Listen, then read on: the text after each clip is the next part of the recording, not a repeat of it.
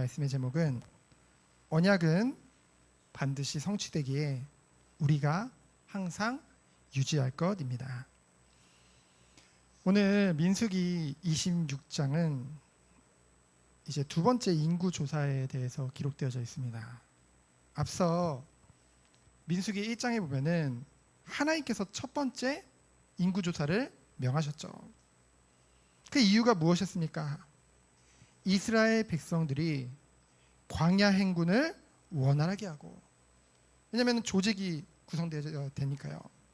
그리고 또 가나안 정복을 대비하기 위함이었죠. 그런데 그 이스라엘 백성이 그 가나안 땅을 목전에 두고 어떤 일을 벌이게 됩니까?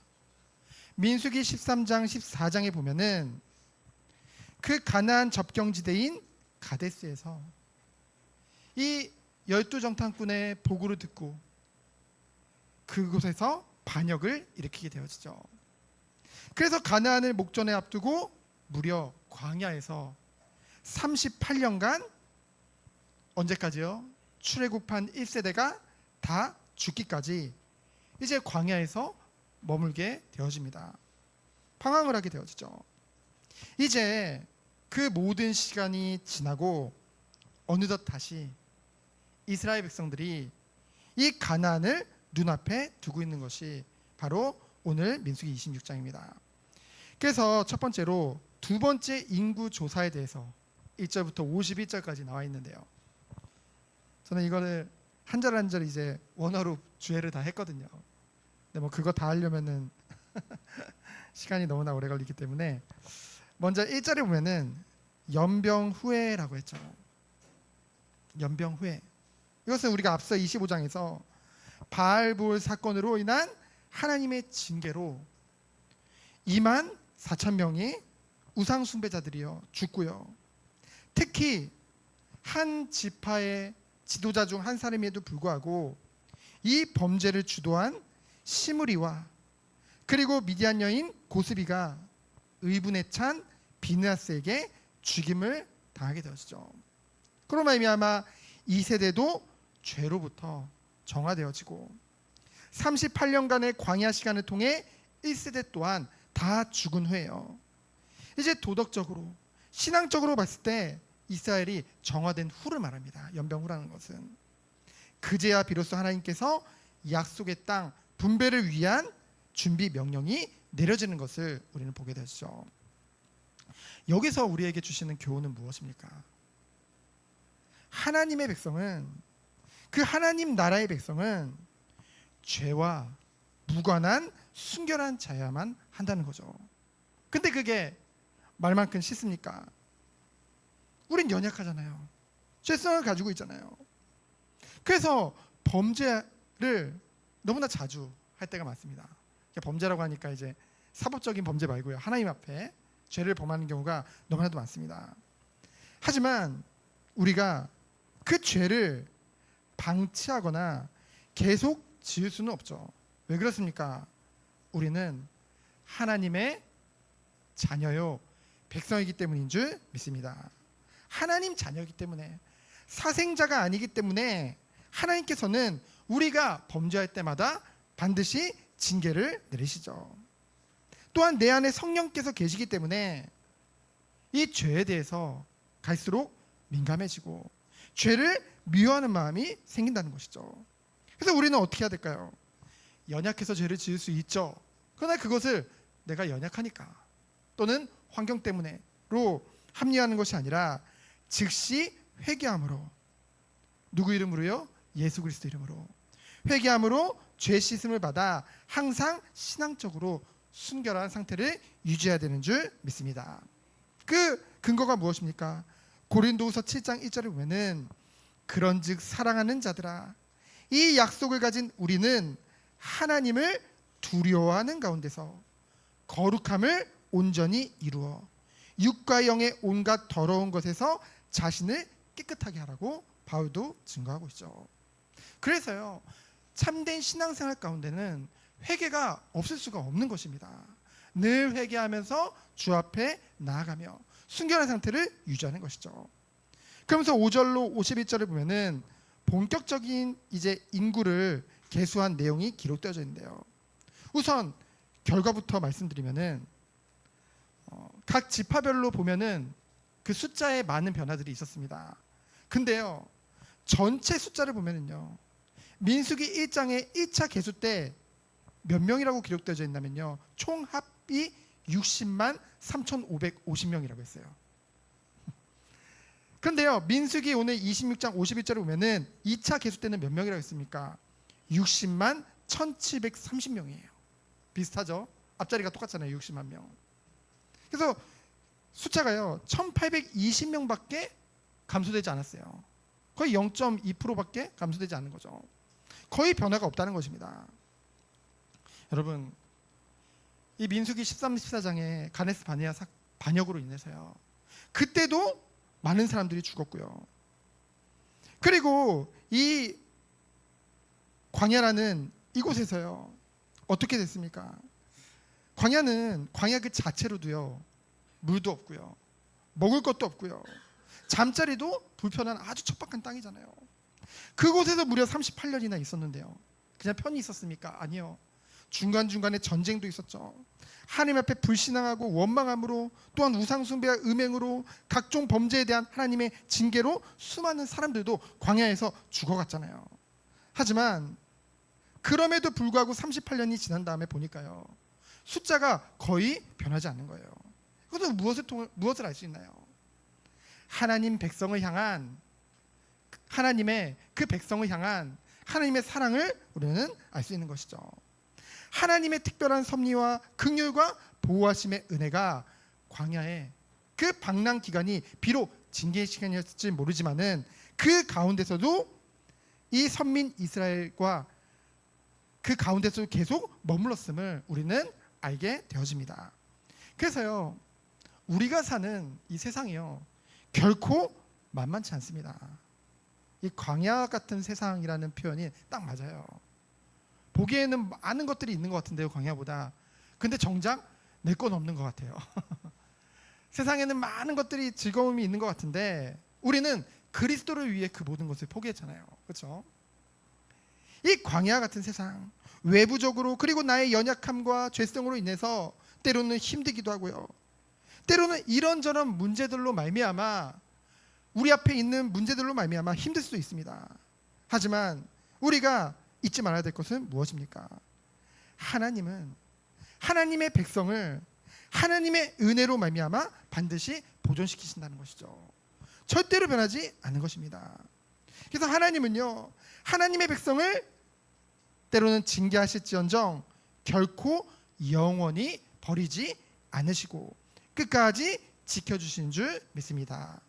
다시 한번 말씀드립니다. 하나님의 백성은 비록 때로는 시족하며 하나님의 징계를 받고 고난을 당하기도 하지만 그것 때문에 하나님이 죽었다거나 또는 내가 하나님 자녀가 아니라는 증거가 아니라는 거죠. 말이 좀 이상한데 그렇죠? 하나님의 은혜로 말미암아 영원히 보존되는 거예요. 여기에 우리의 소망이 있는 줄 믿습니다. 하나님의 우리를 향한, 그리고 세상을 향한 그 구속의 역사는 한순간도 멈춘 적도 단절된 적도 없다는 것이죠.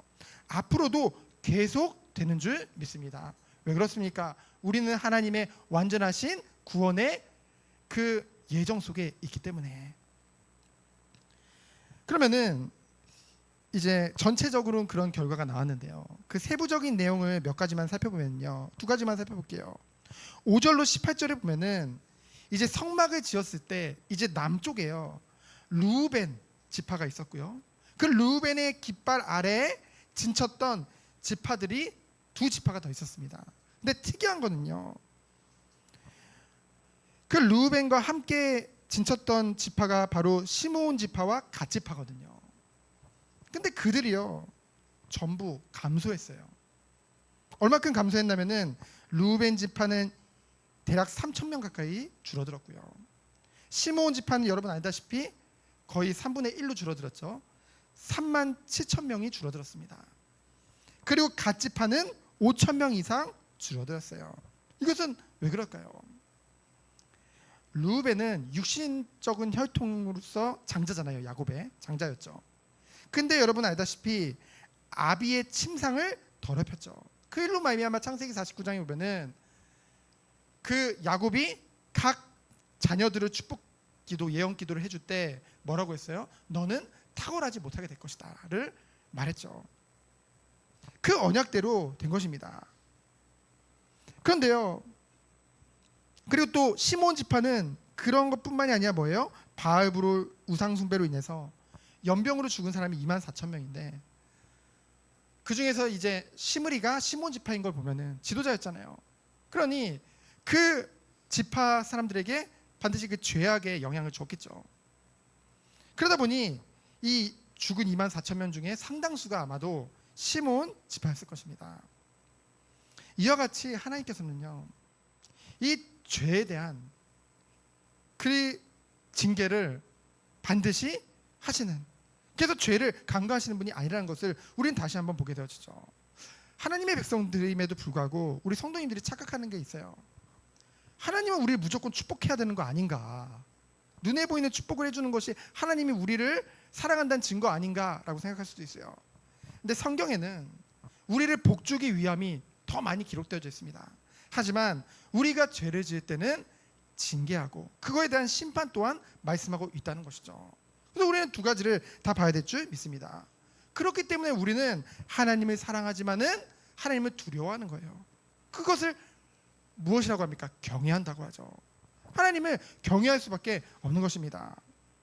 그러면서요, 우리가 이 중에서 한 가지 살펴볼 것이 있어요. 10절로 11절인데요. 여러분, 고라와 그의 무리들 사건 기억나시죠? 고라와 그의 무리들이 모세와 아론에게 반역 정도가 아니라 반란을 일으켰잖아요. 그때 어떤 일이 벌어졌습니까? 그 땅이 입을 열어서 고라와 그의 무리들을 삼켜버리죠. 또 그들에게 동조했던 사람들에게는요, 하늘로부터 불이 나와서 그 동조한 250명의 사람들을 그 자리에서 다 소멸시키십니다. 그런데요, 11절에 중요한 말씀이 나와요. 11절에 보면은 뭐라고 기록되어져 있습니까? 고라의 아들들은 죽지 아니하였더라 라고 되어져 있죠. 이는 아주 중요한 교훈을 줍니다. 이는 하나님께서는요, 결코 죄 없는 자를 죄인과의 혈연 때문에, 가계 저주론을 이제 주장하는 사람들이 있거든요.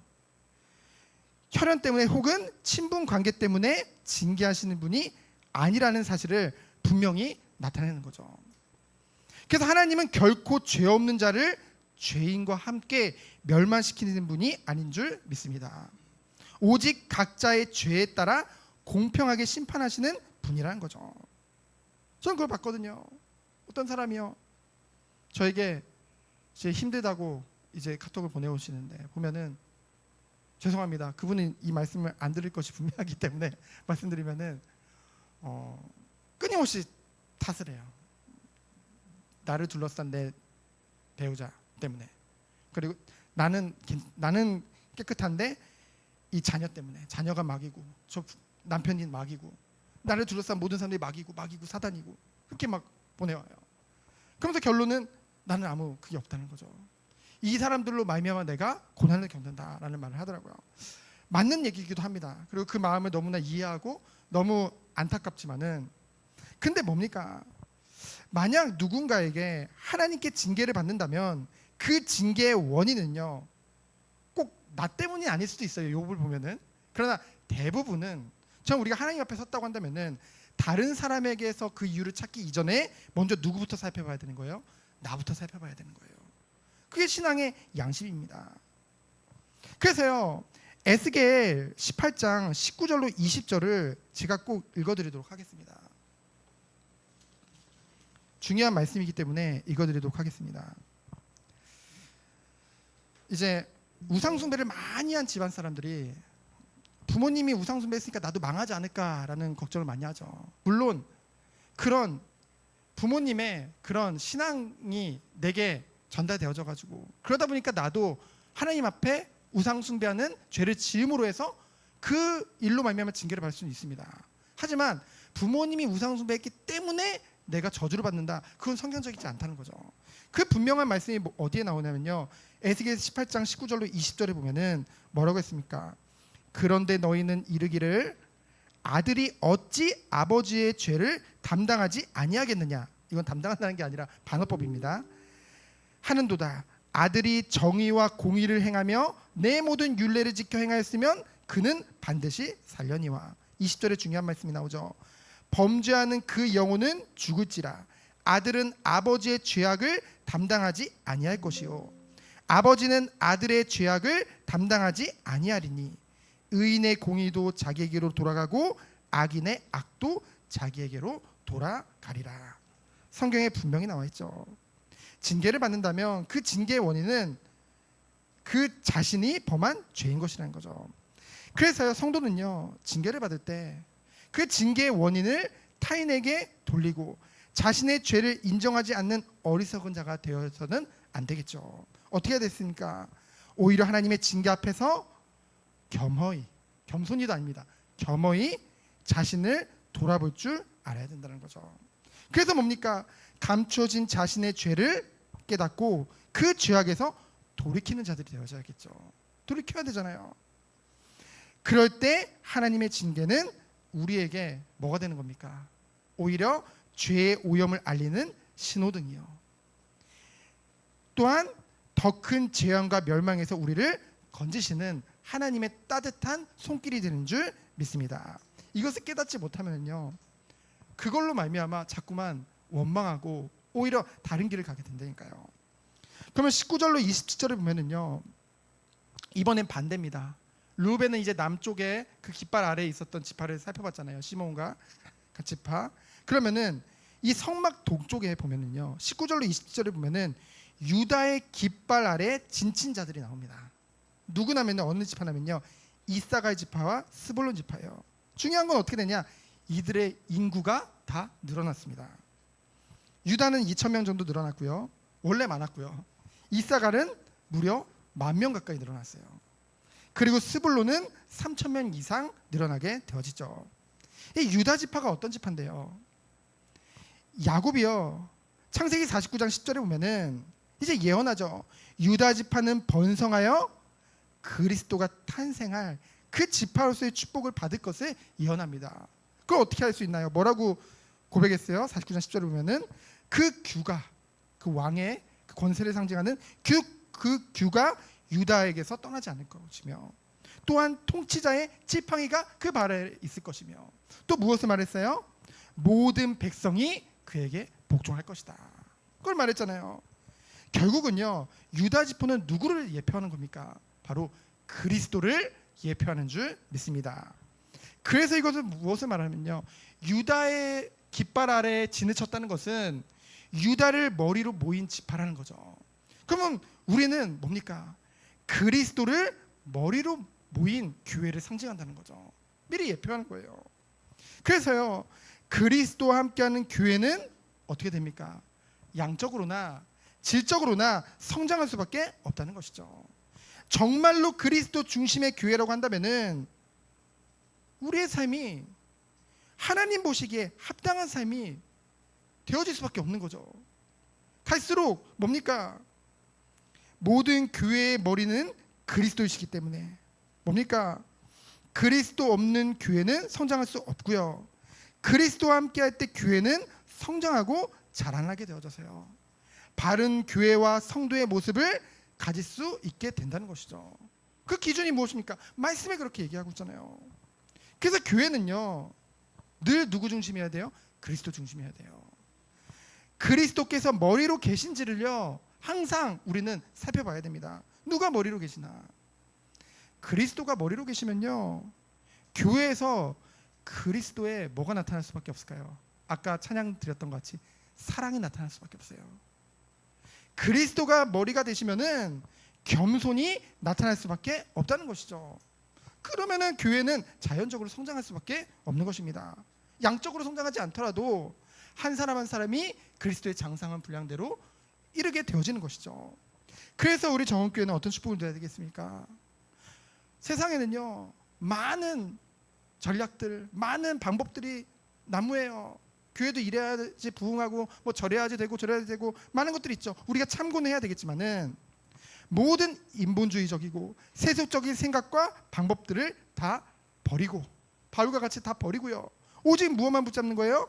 오직 그리스도의 말씀과 교훈과 가르침에 집중하고요. 그리스도만을 의지하는 교회 되어지길 축원드립니다. 그래서 뭐예요? 정말 먼저 부름받은 우리들이요, 정말로 예수님을 닮아가는 교회 되어주시기요. 그때 하나님께서는 양적으로도 질적으로도 부흥을 이루실 줄 믿습니다. 그럼 두 번째로 뭡니까? 기업의 분배 명령과 구별된 레위인의 계수죠. 52절로 62절입니다. 52절 56절에 보면은 제2차 인구 조사 목적을요 잠깐 살펴보면은요, 1차 때는 뭐였어요? 본격적인 정복 전쟁을 앞두고 이스라엘 군대를 재정비하고 영적인 의미로는 새로운 세대의 시작을 알리는 거죠. 그러면서 또 뭐예요? 최종 목적은 뭡니까? 정복한 가나안 땅에 각 지파별로 공평하게 땅을 분배하기 위해서. 그것이 2차 인구조사의 목적입니다. 근데 분배할 때요 두 가지 원칙이 있어요. 우리는 이 원칙을 통해서 교회 안에서도 하나님의 일을 어떻게 해야 되는지를 우리는 배울 수가 있습니다. 첫 번째로 어떻게 했습니까? 각 지파를 인구의 비례로 나누는, 이제 세상에서도 봤을 때 공평한 그런 일반적인 원리로 이제 분배를 하게 되어집니다. 근데 중요한 것은요, 그 기업의 위치를 정하는 것은요 뭐로 뽑았대요? 제비뽑기로 뽑았다는 거죠. 이 제비뽑기는 성경에서 보면은 이제 하나님의 주권에 의지해서 이제 그 제비뽑기를 하게 되어지잖아요. 이는 하나님의 주권 원리로 최종적 권한을 누구에게 둔 거예요? 하나님께서 행하심을 의미한다는 것이죠. 이를 통해요 그 이후에 뭐 위치 결정에 따른 자기들끼리의 분쟁을 방지하기도 하고요. 결국 이 모든 것을 통해서 우리는 무엇을 알 수 있습니까? 우리가 하나님의 일을 함에 있어서 세상적으로도 공평하게 하지만은 더 중요한 것은 뭐예요? 하나님의 주권을 인정하면서 나아갈 줄 믿습니다. 그래서 하나님을 의지해서 모든 일을 해야 된다는 것이죠. 그러면서 57절 62절에 보면은 구별된 레위인을 따로 계수하는 것을 보게 되어집니다. 이 60만 명 중에 레위인의 숫자는 들어가지 않았어요. 레위 지파의 숫자는. 레위 지파는요 다른 지파와는 달리 뭐예요? 오직 성막 봉사자로, 오직 성막과 관련된 모든 부수적인 일을 관장하는 것을 다 도맡았기 때문에, 그래서 중요한 말이 나옵니다. 뭐예요? 땅 가운데 기업이 없다는 것이죠. 저는 이 말씀이 굉장히 힘이 됩니다. 오히려 땅 가운데 기업이 없는 것이 주의 종들은 인정되어져야 돼요. 그렇죠? 땅에 기업이 없는 것이 슬픈 것이 아니라 기뻐야죠. 그렇죠? 왜냐하면은 레위 지파는 다른 지파의 계수에 포함되지 않고 따로 계수한 이유는 뭐예요? 하나님을 섬기는 대가로 하나님께서 친히 그들의 기업이 되주신 거예요. 얼마나 든든합니까? 영원한 하나님께서 그들의 기업이 되주셨다는 거죠. 정말 레위인이라고 한다면은 뭐 분리할 때 딱 주의 종들이 난 레위 지파인데 라고 말할 게 아니라 정말 이러한 축복을 누려야 될 줄 믿습니다. 그러면서 각 지파의 땅 일부를 할애받았기 때문에요. 여호수아 14장 14절에 보면요, 오히려 이 레위 지파는요 다른 지파에 비해 비교적 안정되고 풍요한 생활을 영위했습니다. 이러한 사실은 우리는 또 한 가지 배우게 되죠. 뭡니까? 정말로 하나님을 섬기며 그의 영광을 위해 수고하는 자의 삶은요 하나님께서 친히 책임져 주실 뿐만이 아니라 풍성하게 해주심을 우리는 교훈을 통해 얻을 수 있습니다. 그래서 사실은 주의 종이 생활이 어렵고 힘들게 사는 것이 하나님의 뜻은 아닙니다. 그러나 주의 종들은요 그런 삶을 살기로 작정된 자들이에요. 하나님 앞에서. 그렇죠? 그거는 주의 종들이, 목회자들이 그런 결단을 가지고 주님 앞에 부르심을 받은 것이죠. 하지만 그렇다고 해서 그래 그러니까 어려워야지 그건 아니라는 거죠. 오늘 생명의 삶 말씀을 보면은요 이제 느헤미야 13장 10절로 14절에 보면은요 레위 사람의 처우 개선에 대해서 이제 말을 하고 있습니다. 느헤미야가 예루살렘을요 잠깐 비운 사이에 어떤 일이 벌어졌습니까? 백성의 삶이 많이 달라졌어요. 그들이요, 느헤미야 10장에 보면은 언약 갱신 때 분명히 맹세했거든요. 12조 규례를 이제 지키겠다. 근데 그걸 지키지 않았어요. 그래서 성벽 봉헌식 때 가졌던 신앙의 열정이요, 식어가고요. 하나님보다 자신의 삶을 우선시하며 영적으로 해해졌다는 것이죠. 그래서 어떻게 됐습니까? 이에 생계가 막막해진 레위인들이 성전 직무를 버리고 뭐예요? 생계를 위해서 고향으로 돌아가는 상황이 벌어지게 되어지죠. 그래서 느헤미야는 어떻게 했습니까? 다시 12조를 거두고 충직한 관리자를 세우세요. 레위 사람의 몫을 공정하게 분배하는 것을 우리는 보게 되어집니다. 저는요, 이중직에 대해서, 목회자 이중직에 대해서 비난하고 싶진 않아요. 그런데요, 한 가지 분명한 것은요, 자기 것을 가지고 이중직에 하는 것에 대해서 저는 반대합니다. 죄송합니다. 그건 반대예요. 제가 그걸 실제로 봤거든요. 이러면 또 비난이 돼서 좀 넘어가고, 어쨌든 그렇죠. 저는 제 의의를 말하는 것이 아니라 그냥 하나님 앞에 양심이에요. 하나님 앞에 양심적으로 뭐냐면은 원래부터 제 것이 없었지만, 제 이름으로 된 것이 없었지만은 앞으로도 없을 계획입니다. 없으니까 오히려 더 편해요. 없으니까요, 있는 그대로 국가에다가 신고하니까요. 저 교회에서 이만큼 받아요. 신고했더니 그러면은 나머지는 우리가 채워줄게. 이러면서 막 복지 시설을 막 복지 혜택을 많이 줘요. 그러면 뭐 교회에게도 유익하고 저도 유익한 거죠. 그렇죠? 그랬더니 어떤 사람이 그런 거예요. 어떤 목회자가, 야 그럼 네 자녀 어떻게 할 거야? 너는 그렇게 하다가, 제가 그랬거든요. 여기 살다가 만약에 그때 가서 교회에서 책임 못 지면 다시 국민임대 가서 30년 살면 되지. 그럼 그 다음에 영구임대 가서 평생 살면 되지 이랬거든요. 그랬더니 그럼 네 자녀들은 어떻게 할 거야? 딸이 둘이 있는데 결혼할 때 어떻게 할 거야? 그랬더니 또 국가에서 이런 게 생겼어요. 이번에 생겼는데 이제 기업과 연가를 시켜줘서, 이거는 제가 앞으로 뭐 이런 것에서 떨어지더라도, 복지 혜택에서 벗어나서라도 이 아이가 성인이 되기까지 계속 유지되는 겁니다. 상관없이, 저와 상관없이.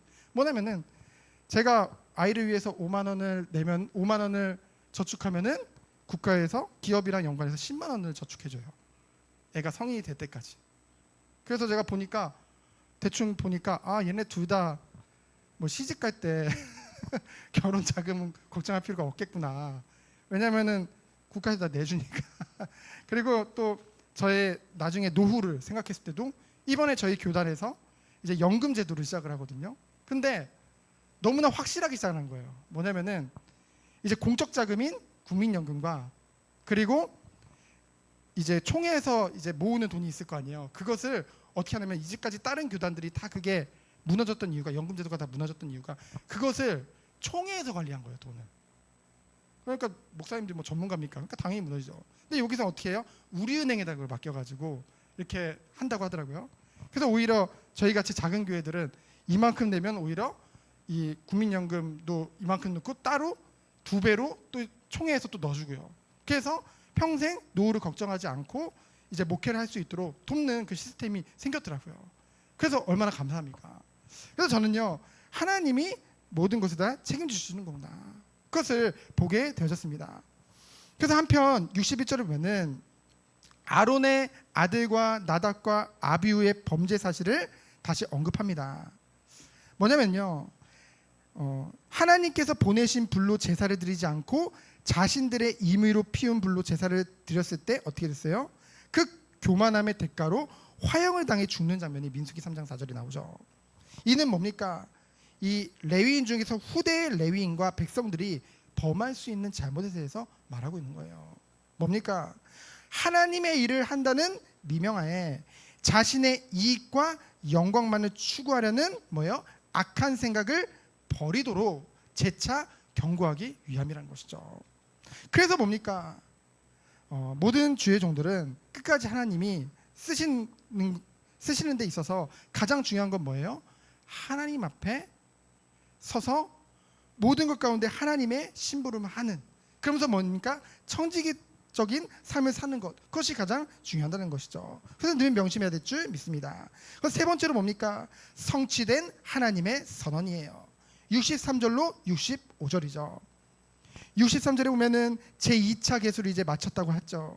그런데 1차 계수 때 계수된 자 중에서 한 사람도 그 안에 들지 못함을 기록하고 있습니다. 완전한 세대 교체가 이루어졌음을 밝히죠. 이건 뭡니까? 가데스 바네아 사건으로 인한 하나님의 심판 선언이 어떻게 된 거예요? 그대로 이루어진 것을 우리는 확인하게 되어집니다. 그래서 하나님의 말씀은요, 반드시 성취된다는 것이죠. 그럼 아까도 말씀드렸지만은 우리에게 축복의 말씀도 성취되고요.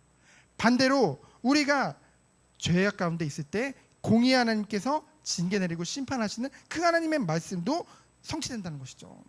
그래서 우리는요, 뭡니까? 늘 하나님 말씀에 순종함으로 나간다는 것은 뭡니까? 이 두 가지를 늘 보며 늘 하나님을 경외하며 어떤 상태를 유지하는 것이 가장 중요한 거예요? 영적인 순결 상태를 계속 유지하는 것이 중요하다는 것이죠. 언제 주님 오실지 모릅니다. 생각보다 빨리 올 수도 있어요. 우리는 그것만 얘기하잖아요. 주님이 오면 부활의 몸을 입고 다 천국에서 영원한 삶을 살 것이다. 맞아요. 그것도 맞는데 성경에 보면은 한 사람 한 사람이 하나님 주님 앞에 설 것을 말씀하고 있어요. 그렇죠? 그래서 우리는 날마다 매일매일을 주 앞에 정말로 두렵고 떨리는 마음으로 인도받을 줄 믿습니다. 그래서 결론은 뭡니까? 하나님의 말씀에 보면은 하나님은 복 주시기도 원하시지만은 우리가 그릇된 길로 갔을 때는 징계에 대해서도 말씀하고 있습니다. 우리는 그렇기 때문에 정말로 늘 아까 기도했던 것 같이 구별됨의 축복을 누려야겠죠. 그렇죠? 그러려면 뭡니까? 이 영적인 순결 상태를 유지함에 있어서 가장 중요한 것이 뭐예요? 바로 말씀 앞에 서는 거죠. 바로 예배의 축복을 누리는 것입니다. 그래서 우리가 지난 시간에도 저번 주 강단 말씀에도 마지막에 결론 부분에 말씀드렸죠. 3대지에 뭡니까? 우리가 정말로 싸워야 될 것은 무엇입니까? 거룩을 위해 싸우는 거예요. 정말로 이것을 위해서 가장 중요한 것은 무엇입니까? 예배 중심이죠. 예배 중심. 정말 우리의 삶 가운데 예배를 중심에 놓기 위한 싸움을 해야 돼요. 마지막 때가 될수록 모이기를 패하게 되는 시대가 옵니다. 우리가 코로나 때 봤잖아요. 그 일들이 앞으로도 이루어질 수도 있습니다. 제가 지난 총회 때 그 어떤 영상을 봤어요. 이제 고신층 목사님이 이제 모든 총회를 도시면서 합동 통합 뭐 다 도시면서 그 영상을 보여주신대요. 어떤 장면이었냐면요. 요즘 이제 그 차별금지법 때문에 말이 많잖아요. 그래서 그걸 위해 한국교회가 다 같이 기도하자. 너무 좋죠. 근데 어떤 영상을 봤냐면요. 이제 캐나다 한 교단에서 캐나다가 어떤 교회인지 어떤 곳인지 아시죠? 우리나라에도 선교했던 그런 나라입니다. 그 캐나다의 한 교단에서 그 동성애를 이제 허용한 거예요. 그건 죄가 아니다라고 결정을 했어요. 교단에서. 근데 그것을 끝까지 어떤 목사님이 반대한 거예요. 당연하죠. 그래서 그 목사님이 지금 주일날 예배를 드리고 있습니다. 예배 드리고 있어요. 말씀 전하고 있는데 그 교단 사람들이 들어왔어요. 그래서 그 목사님을 끌어내렸어요. 그래서 뭐라고 했는지 아세요? 그 교단 사람이 올라와서 이분은 교단의 결정을 인정하지 않았다. 이제까지 이 목사님이 이 교회에서 오랜 시간 헌신한 건 알겠지만은 앞으로는 이 교단에 설 수 없다. 근데 저는요, 그 장면을 보면서 제일 화가 났던 것은요, 다른 무엇보다 그 시간이 어떤 시간이었어요? 예배 시간이었잖아요. 예배는 누구께 드리는 거예요? 하나님 앞에 드리는 거거든요. 물론 차별은 그거 다 중요하죠. 근데 그 예배 시간에 그 말씀을 심부름하고 있는 그 예배를 집례하고 있는 그 목사님을 끌어내리는데 그 누구도 비느하스 같이 나오는 사람이 없었어요. 뭐 가서 죽이라는 게 아니라 최소한도 뭐라고 고함이라도 쳐야 되잖아요. 예배 끝난 다음 오세요. 뭐 이런 식으로 예배 끝난 다음 말합시다. 그런 사람이 단 한 명도 없었어요. 그리고 그 교단이라는 사람들도 다 목회자인데 어떻게 목회자라는 사람이 하나님을 두려워하는 마음이 저렇게 하나도 없을 수 있을까? 어떻게 하나님 말씀 앞에 순종치 않는 것을 어떻게 저렇게 당당하게 할 수 있을까? 라는 생각을 하게 되어졌습니다. 그런 시대가 앞으로도 올 수도 있습니다. 중요한 것은 우리가 무엇을 해야 될까요? 정말 기도하면서 마음껏 예배 드릴 수 있을 때 우리가 정말 예배의 축복을 누리기 원합니다. 이 은혜가 우리 모든 성도들에 있기를 예수 그리스도 이름으로 축원드립니다. 시간 기도합니다. 하나님 감사합니다. 하나님 원하시는 참된 은혜가 회복되는 한 주 되도록 주께서 축복하여 주옵소서. 살아계신 예수 그리스도 이름으로 기도합니다. 아멘.